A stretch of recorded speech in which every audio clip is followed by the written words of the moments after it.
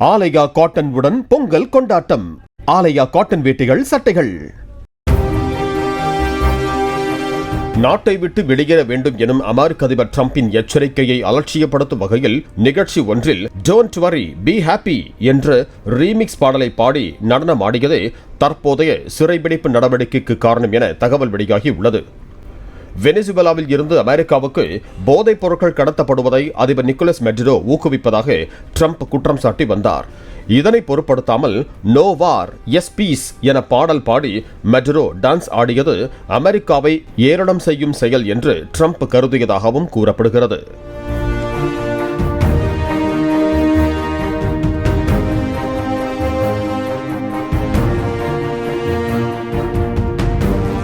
ஆலயா cotton உடன் பொங்கல் கொண்டாட்டம். ஆலயா cotton வேட்டிகள், சட்டைகள்.